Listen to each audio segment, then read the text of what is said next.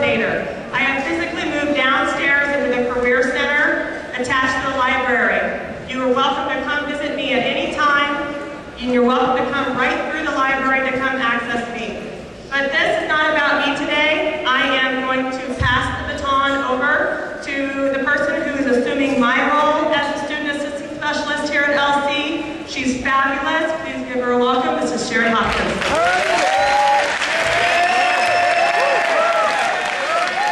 Thank you. I'm glad to be here at LC. This isn't about me either.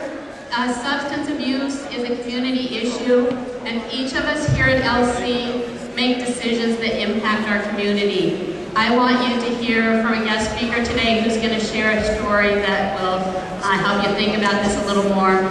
First, I want you to hear from your ASB president, Will.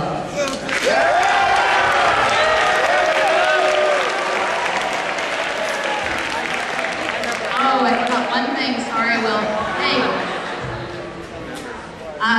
Today at lunch, we're going to have a meeting. If you want to find out more about how you can make a difference, come and join me in room 135. I'd love to see you there. Thanks.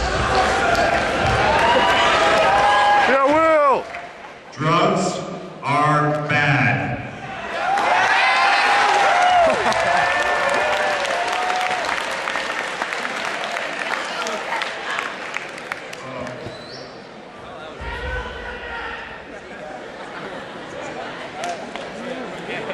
Darren Mattozzi.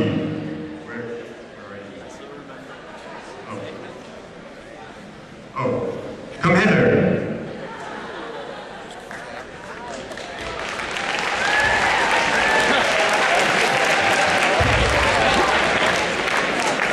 Well, thanks for the awesome introduction. So, buongiorno, good morning. Good morning. My name is Darren Mattozzi, and I'm just a guy with a story, and I'm here to share it with you today. I'm not here to lecture you. I'm not here to tell you what decisions you should make. Like I said, I'm just a guy with a story, and I'm here to share it with you. Before I begin my story, I'd like to share with you a little bit about what I do professionally. So currently, I'm the Substance Abuse and Violence Prevention Coordinator for Lincoln County, which is just west of here. So I work with grades K through 12, providing substance abuse and violence education. I also work with communities.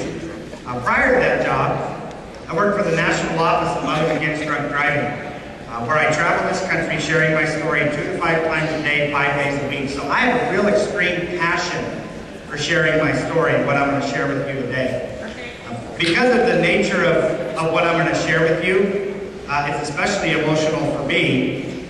I thought I'd open up with an icebreaker. And this will also tell me how smart LC students are. So what we're going to do, I'm going to say a series of words. And as I say these words, I want you to repeat them back to me. When I stop, I'm going to ask you a question, and I want you to answer that question. Pretty simple, right? Yeah. Let's go for it. Cop. Cop. Pop. Mop. Mop. Shop. Dot. Mop. Mop. What do you do at a green light? You do not stop at a green light. Welcome to ALC. Okay. Now we get our fun out of the way. Because for the rest of the presentation, it may not be as fun. He tricked us.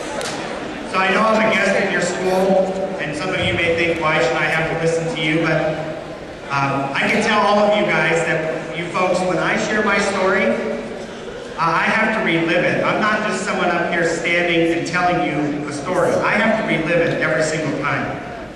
So I just ask for your respect, that you please do not talk, because as I share my story, I literally relive it. So let's go ahead and begin. So I'll introduce you to the reason why I'm here. If you look on the screen, this is my brother Damon. Damon and I are 11 months apart. Growing up in our large Italian family, Damon and I are by far the closest siblings. Growing up, our older siblings are 7 and 8 years older, so we weren't really close to them. When my wife and I decided to put this PowerPoint together, we went through box upon box upon box of photos, and other than our school photos, we could not find any where Damon and I were separated. In fact, about 5 months ago, I went to my parents' house to collect another box, and we still could not find any pictures where Damon and I were separated. We were so close in age, and we acted so much alike that most people actually thought we were twins. It wasn't until about puberty and I got fat that we started looking different. I don't know how I got stuck with that end of the stick, that's not fair, but folks, I can tell you, I specifically remember when this photo was taken. That day we had to go get sweaters for our band concert. Damon was in the 6th grade and I was in the 5th. And, I remember, you know, even in 5th grade, I wanted to be like my brother so much. And my parents took us to Kmart to get these sweaters. And my brother picked us out and said, "Don't dress like me, that's embarrassing. I don't want anybody to know that you dress like me." So I waited until he walked the other way and I went and got the sweater. Because even at this age, I wanted to be so much like my brother. He was such an awesome person. So before I share more about my brother's story, I'd like to share just a little bit about my personal use history because it kind of lays the foundation for my story about my brother. So without going into detail, let's just say my junior high and high school career, I probably made a lot of very poor decisions. And it was about my senior year in high school that I finally decided that I wanted to change my life and I wanted more out of life. So my senior year in high school, I actually did phenomenal. Got scholarships, I excelled in sports, I just did great. During this time, Damon was graduated from high school and he had his own place and he started throwing parties and, you know, I didn't think anything, what's the big deal? I thought that's what you did when you got out of school, but you had this independence from your parents, so some people partied. Didn't think anything of it. So I graduated in 1997 and my brother graduated in 1996 from Lakeside High School. So following graduation, I worked through the summer and went to college. Well, once I got to college, I started getting bored, so I started making more really horrible decisions. And that led to a very life-altering event that happened in my life. And when that event happened, it really changed my life and made me open my eyes to realize that I wasn't only hurting myself with these stupid, selfish decisions, I was hurting the people around me. So I changed my life. And I got enrolled in college in the Chemical Dependency Counselor program at the Falls. And shortly after that, I started working at Daybreak in Spokane, which is an intensive inpatient for teens, because I had been there and I had done that and I wanted to give back. So during this time, I'm working at Daybreak, I'm doing really well, I'm giving back to people. Damon has a fiance, they have a child, he bought his first house, he was pretty successful, but see, Damon and his fiance started arguing and fighting often. So in Damon's depression, what do you think he was doing? He was drinking. And, you know, at this point, I would stop by at Damon's house after work, and he'd be so wasted that he couldn't even talk to me. He wasn't drinking and driving, but he was getting drunk a lot.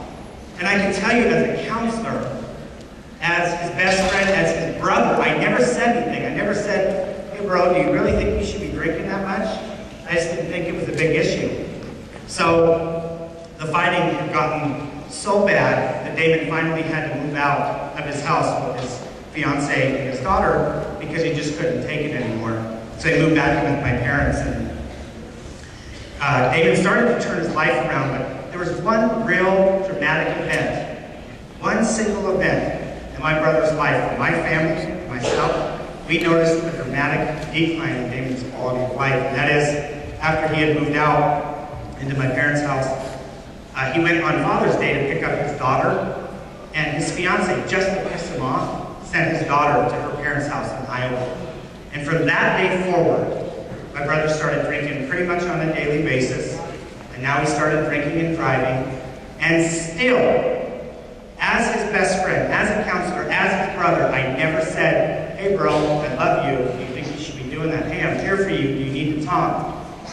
You know why I didn't do that, folks? Is because sometimes as families, we're sick. So when we have a family member or a friend who's struggling with alcohol, tobacco, or drug abuse, an eating disorder, mental illness, suicide, it's so much easier to put it up on the shelf or under the carpet and not deal with it, not talk about it. Because the minute you tell someone, hey, I love you, you need to talk, you need help, I think you have a problem, then you have to deal with that. And that can be an awkward thing to deal with. Well, Damon's drinking had gotten pretty bad, he still hadn't said anything. He came to me 1 week before his crash. And he said, Darren, I need to talk. So we went into my parents' living room. And he sat me down and he said, Darren, I'm a piece of crap. I have a drinking problem. I'm like, shut up, you don't have a problem. What are you talking about? He said, I'm serious, I have a problem. And for the first time, I wasn't gonna ignore it. I was gonna acknowledge that my brother had a problem. I wasn't gonna put it on the shelf. I wasn't gonna sweep it under the carpet. I was gonna deal with the fact that my brother had a problem. So I got my family and I rallied them up and I said, I don't want anybody drinking around Damon because I don't want him to be tempted. I asked Damon to stay away from your friends because you're gonna be too tempted to drink or to drink and drive and make stupid decisions. So he didn't. And that whole week, guys, I have to tell you, it was pretty awesome because Damon and I we were hanging out every day. We were going four-buying and fishing without alcohol. We were going miniature golfing. We were doing all these things because I was trying to show Damon that you can have fun without alcohol. Well, now we're at Saturday, July 18th. And I kind of got one of those calls from work. It was, come to work or you're fired, so I didn't really have a choice. And I was pretty bummed because David and I were supposed to hang out. So I went to work, and when I got to work, on my first break, I decided I'd call David to see how he was doing and see what his plans were. And I have to tell you folks that literally from this point on, through my story, it really is so vivid to me. I really wish there existed a technology that I can capture what I see and feel and put it on a DVD and let you watch it because it really is that real to me. So I'm talking, I called Damon, what you doing? Just hanging out with Mom and Dad. I said, okay, what are your plans? They said, well, I'm gonna go hang out with Justin and his buddies. And the minute he said that guy's name, I knew exactly what he was gonna be doing. He's gonna go out drinking. I just knew it. But I still, as a counselor, as his best friend, as his brother, I still did not say, hey bro, do you think you should be doing that? Hey, I love you. I thought we talked about this. I still didn't say anything. So we ended our conversation, hung up the phone, see you when I get home at 1. Click. I did not know that would be the last time I would ever hear my brother's voice. So I get home, it's 1:10 in the morning. I walk in and my mom's pacing back and forth and she's smoking. I'm like, Ma, what's wrong? She said, well, I've been paging Damon for an hour and he hasn't gotten back to me. Because you're all young folks, a pager's a little black box. Okay, our technology was so ghetto, we picked up a phone that was attached to a wall, punched in numbers and waited for a response. So anyway, my mom was just really upset because Damon wasn't getting back to her and it wasn't like him. So I just kind of downplayed it and said, Mom, go to bed. David said you can meet me, don't worry about it. So Mom goes to bed. Growing up in my parents' house, they have exposed rafters. It's kind of real open, and so you can kind of hear everything from every room. And growing up in the country, we grew up with a police scandal. Neither of my parents are criminals. They've never been arrested. It's more for, if there's a fire or a car wreck, we can hear what's going on. Okay, growing up with that thing, okay, when you put 30 Italians in a room, you can't hear anything, but if someone's name came across that police scanner, we could hear it out of all the noise. That's exactly what happened. About 2:10 in the morning now, I'm getting pissed off because I've been paging Damon for over an hour now. Now he's not getting back to me. And all of a sudden, 2:10, out of nowhere, it just says, Damon Mattozzi. And I immediately got that kick in the gut, kind of sinking feeling in my stomach. But I have to tell you, I still thought, oh, it's probably just a DUI, no big deal. My mom woke up and she came downstairs because she heard it too. And she said, hey, he's probably going to get arrested, it's probably a DUI. Why don't we go look for his truck so it doesn't have to be impounded? So we do. When you leave my parents' house, folks, if you go left, there's a community called Tum Tum, that's about 3 miles. And if you go right, there's a community called Suncrest, and that's about 3 miles. I kind of wanted to go to the left, towards Tum Tum. I figured he'd be there, but my mom said, no, let's go this way. So we do, and we head up that way. And, you know, we're going through all these different places. We're checking to see if we see David's truck, and we're going to the bar, we're going down all these roads, and we're just not seeing his truck anywhere. So then we decide, okay, let's head back towards Tum Tum. So we do, we get about a mile outside of Suncrest, and an ambulance goes by, about 70 miles an hour, lights on, someone's doing CPR. At this point, my mother immediately stopped talking and started crying. How many of you females in here, I'm hopefully speaking to, or specifically speaking to teachers, raise your hand if you're a mother. Okay? So, regardless of what age you are, that's called a mother's instinct. I'm a father of 2 girls. I did not possess that instinct to know that something was wrong, but my mom knew immediately. So that feeling in my stomach started to grow, it started to get worse. But in the back of my mind, I have to tell you, I kept thinking, it's just a DUI, it's not a big deal. So we passed my parents' house, and you go down this hill, it's called Willow Bay Hill. It's kind of windy, you get to the bottom, then there's Willow Bay, and you come up on a straightaway, and then there's this really sharp, almost 90-degree turn. Well, it was at this point when we got to that turn, I slowed down to about 10 miles an hour because it's about 4 in the morning now, it's dark, and all we can see are lights flashing. So that feeling, every time I thought that feeling couldn't get worse in my stomach, it started getting worse. But I still kept thinking, it's just a DUI, it's not a big deal. So we creep around the corner, and we're still going pretty slow. At this point, folks, my mom just starts rocking, and she starts fidgeting with her hands. And seeing her do that really started making me panic, because I thought, there's no way, Mom, this doesn't happen, this can't be us. So we're creeping closer, and closer, and closer, and as we're pulling up, that feeling keeps getting stronger, and this is what we find. My mother is in the car, folks. My mom literally started pulling clumps of hair out of her head because she knew her son was just in that truck. So I asked the paramedic, was Damon in there? Was Damon in there? Was Damon in there? And he wouldn't tell me. So we go up, we turn around, we come back, and we said, Damon, would you tell me, is that my brother? And he said, that is Damon. You better get to Sacred Heart. He's not going to make it. Now that feeling has completely exploded inside my stomach. So we race home, wake up my dad. My parents head to Spokane. I call my siblings and say, hey, David's been in the wreck. He's not going to make it, get to Sacred Heart. Boom! Now we get to Sacred Heart, folks. The minute we walk into Sacred Heart, we're greeted by a chaplain. I don't know if you've been to a hospital, but chaplains don't come visit you unless someone's dead, someone's dying, or you requested it. That's it. So when I saw that big man in that black suit, I panicked. My hopes started going down. So they put us in this little tiny room with our big Italian family, and we're sitting in this room, and naturally, in Italian culture, we're patriarchal, so we're looking to our dad to see how to react. My dad's just sitting there, well, we're wasting your tears. You don't know what you're crying for. We don't know what's wrong. We don't know that anything happened. It could have just been a minor thing. Folks, within 30 seconds, a nurse walked in and handed my dad Damon's bloody boots and bloody clothes that had to cut off his body and shut the door. In that room, at that moment, every single one of us turned at the same time to look at my dad for a reaction. My dad just simply put his head down, covered his eyes, and began to cry. That's the first time in 42 years of marriage my mom had ever seen my dad cry. And that's the first time as a kid, any of us kids ever saw my dad cry. My dad doesn't cry. My dad's tough. My dad's invincible. So when I saw this man that I thought could never be hurt fall apart, I lost all hope. And that feeling just kept exploding inside of me. So that nurse came back in and said, well, you need to go up to the neurological ICU and you need to say your goodbyes because it's just not looking good. So we get upstairs, and I can't go in the room.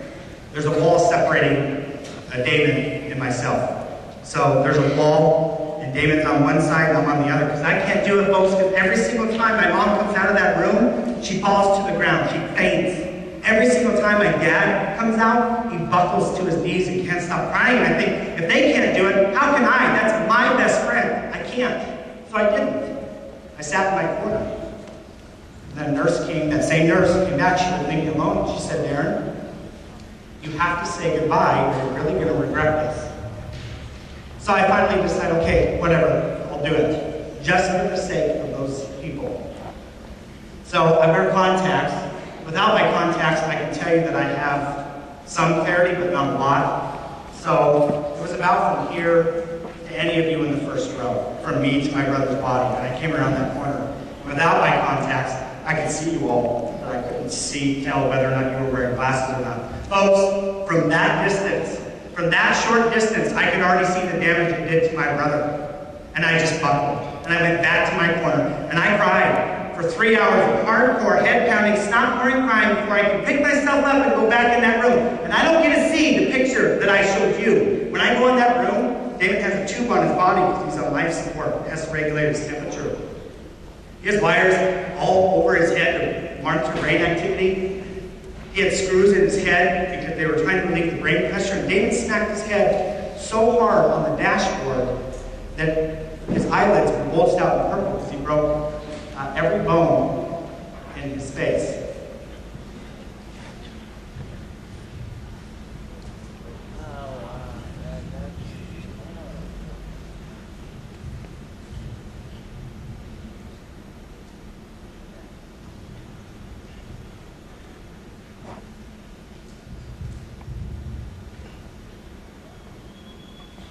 You know, I debate, I can't look at the picture, but I debate every time whether or not to show this picture.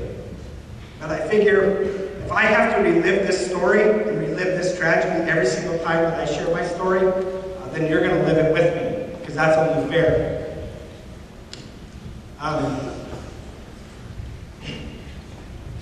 They flew in a neurosurgeon from Harborview, top guy. Came in and he did about 18 hours of testing on my brother. Then he came back after that 18-hour period and put us all back in that same little room. And in that little room, they said, all Damon will ever be able to do is drool. So now you need to make a decision what to do with his body. You either keep him on life support or you pull the plug. When we sat in that room, and living on a machine is no quality of life, so we decided to pull the plug. Now my brother's dead. Let me share with you briefly about what put Damon in this particular predicament. Damon went to a local bar that was notorious for serving underage people and serving in high amounts. Sober witnesses said Damon arrived to the bar sober. In a matter of 3 hours, they let my brother consume enough alcohol to get to a 0.34. In case you don't know, standard blood alcohol content, 101, 0.3 is usually coma, and 0.4 is usually death. Damon stumbled out of the bar, tried to go back to his campsite. The bar owner who was drunk, the bartender who was drunk, the doorman who was drunk said, "Get the hell out of here." Pushed my brother around, he got in his truck, made it 1.2 miles from home, passed out, rolled his truck, and hit 4 trees. My brother is now dead, folks, from something that's 100% preventable. It never had to happen. And I won't stand up here and say, oh, it's that bar's fault. When you get pulled over, you can say, oh, it's the cop's fault. He chose to go there. You choose to make the decisions that you make. So, but that being said, I have to say, establishments do have a responsibility, but this death was so hard for us and for our community. I can tell you, my mom, personally, I can tell you this, did not eat or shower or barely move for over a month. She could not understand that she had to bury her child.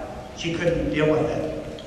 So after a while, I started realizing we have to do something about this. And as Italians, and especially if anybody knows the Mattozzi family, we are very passionate people. And I figured, if this is causing this much pain for me, I've got to do something to try and pay it forward. I've got to try and share my message. Whether it makes a difference or not, I have to try so people don't have to feel the way we feel. So I did. I started sharing my story, and it was feeling great to actually get out and share my story. And then I got this job with Mothers Against Drunk Driving. And I'm, in my early 20s. I got a $2,000 a week revolving expense account. I'm living out of hotels, driving a brand new Suburban, sharing my story, and all of a sudden, out of nowhere, I got slammed with this real hardcore, deep depression. Because see, folks, for some stupid reason, because I never dealt with my brother's death, because I had to plan everything, because I was the closest to him and my parents couldn't function, I guess for some stupid reason I kind of thought it was all a test. I thought my brother was going to come back if I did this. And this depression really started getting a hold of me. And then I remembered what the chaplain said to me when I left the hospital when my brother died. He said, son, you have to find good out of this tragedy or it's going to eat you alive. And at that moment, folks, I was being eaten alive by this depression. So I started, my life once again changed that fast. And I started to look at some of the things that were good that came out of this tragedy, and I want to share some of those with you. So we donated Damon's organs, which is kind of a grim thing to think about at the time, but we decided to do that because he was such an awesome person. And so at the time, Damon saved the life of a 45-year-old man, a 45-year-old father of four, and a 16-year-old girl. Unfortunately, the 45-year-old man died within a couple months of rejection. The 45-year-old father of four lived up until about 4 years ago. That 16-year-old girl graduated high school, college, and is now married because of my brother's awesome gift. That's a pretty powerful thing to celebrate. Please raise your hand if you've ever seen this truck on Highway 291. Anybody? If you're ever out in this area by Suncrest, Tum-Tum, Long Lake area, you are more than welcome to stop and see this truck. That's what it's there for. It's a reminder that if you drink and drive, this may not happen to you. But it's happened in my family 4 times, all young people. He's just the one. His death affected me the most. So I got this job, right, with MAD. And I'm working in Dallas, Texas, population several million. And I decide, I'm getting tired of sharing my story. I want to find a job close to home because I just want to be close to my family. So I moved from Dallas, Texas, population a couple mil, to Davenport, Washington, population 1,200. I roll in on a Sunday, everything's closed. I'm like, Mom, are you kidding me? I'm going to be single forever. All there are out here are hicks and heifers. I'll never be, ever. I'm talking about cows. Cows. It's a farming community. But lo and behold, someone told me that the manager at the grocery store next door to my office thought I was cute. So I actually met my wife in the frozen food section. She was stocking discounted meat. I dated my wife for 1 month. We married 5.5 months later. We've been married almost 6 years. And I can tell you that she is so awesome in so many ways. And this picture does absolutely no justice to how beautiful she is. But I never would have met her. My path never would have crossed had the events earlier in my life happened. So here you are, right? Your wedding. It's supposed to be one of the happiest days of your life, right? Well, it's kind of bittersweet because I'm reminded that many years later, the big elephant in the room, oh yeah, Damon's not here to celebrate this with you. I told you I have older siblings. Well, I'm not close to my older siblings, folks, because they both have addiction issues. And I love my siblings. And I'll always be there for them. But I can't have violent drunks or violent drug abusers around my kids. I refuse to let that happen. So in this moment, Damon was supposed to be my best man. So that was kind of a struggle for me. My wife is so awesome on so many levels. And as you can tell by my body, she's a good cook too. But at this wedding, my wife wrote a poem. And she had these candles made and put them on every table. And then she read this poem. And I wish the lighting were a little better in here, because if you could see in that far left corner, those are my parents' faces. And I tell you what, you cannot act that pain. You cannot make up that pain. And this many years later, you will still get that same reaction from my parents, all because of a series of stupid choices that happened that many years ago. So a couple other awesome blessings in my life. To your left is my oldest daughter, Bella Sofia Mattozzi. She is the most awesome, rotten diva in the whole entire world. She is so cool. I just love her. She's so awesome. But I tell you, at her birth, once again, I'm reminded, oh yeah, Damon's not here. Don't have him to share that with. The 4th of July a year ago, to the right, is my daughter, Lydia Catherine.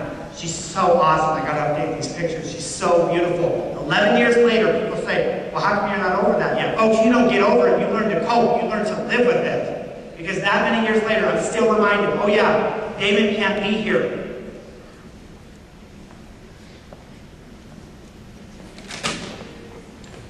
So, I'm going to leave you with a few parting thoughts that I want you to think about. I'm never going to stand up here and tell you what you should and should not do, because who knows if that'll have any effect. What I will tell you is that I don't know if you realize as teens how powerful you are in your choices that you make. You are literally empowered to make any choice that you want. What I want to challenge you with today is that What are you doing to step up and reach out? Because you know what? My brother died 12 years ago, and I still play that stupid what-if game. What if I said this? What if I did that? Well, what if is never going to bring him back? He is dead. So I'm not going to assume anything about you. But let me say this. If you right now, in this room, are struggling with any kind of drug use, alcohol use, tobacco use, suicide, eating disorder, depression, anything, reach out for help, because I know that there are people that love you. I know that there are people that love you as much as I love my brother. So reach out if you're struggling. If you have a friend or a family member that's struggling, stop putting it up on the shelf. Stop putting it under the carpet. Get the guts, get the courage, and say something. Because if you care about that person, you're going to do it. Because I still live with that guilt, and I know I shouldn't, but I do. There are more teens in this county, in Spokane County, that choose not to drink, that choose not to smoke, that choose not to do drugs. More of you are saying no. More of you have the guts, the courage to stand up and say, no, I'm not going to make that decision for myself. Whether you do that or not is up to you, but you are empowered to do that. Know that. That's a powerful choice. So let me leave you with this. My mama Mattozzi, always said, La vita è bella. Life is beautiful. Life is good. Don't waste it on stupid decisions. My brother's decision, his choice that he made 12 years ago, still affects my life. It still affects, my wife has never met my brother, and it affects her like it affects me. That is powerful, that his choice, his horrible choice to drink and drive can still affect me this many years later. And it may affect some of you in this crowd today. Please be responsible. Please make awesome decisions. La vita è bella. Life is beautiful. Don't waste it. Thank you very much. Ciao.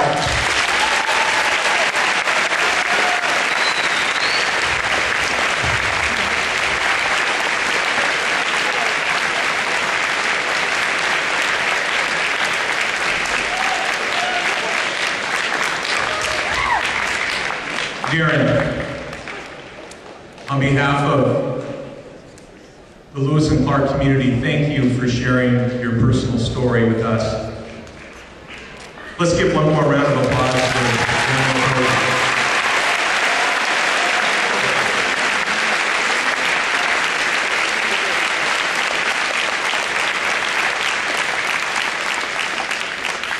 It is important for me to share with you that Darren's message is for all of us. It's for you, it's for me. It's for students, and it's for staff. Because we all are faced in our life with making choices. And it's important for us to understand that the choices that we make have an impact on us and have an impact on others. It's also important for me to share with you that the reason why we take time out of our academics to focus on issues like this, because I care about you personally. It's not just about your grades or test scores. Drinking and driving affects all of us. Substance abuse affects all of us. If you have an interest in continuing to bring about awareness, alcohol and drug abuse issues, another reminder that there's a meeting in room 135 during lunch today. You can get involved. We built in some time for you when you get back to your third period class for you to reflect on Mr. Mattozzi's message and how you can have a positive impact on the LC community. Our time did run a little bit over in the con, so there really is only going to be a few minutes for that. But I want to challenge each of you to reflect on what you can do to make wise choices yourself, but also to help take care of our community. Thank you. You are excused to your third period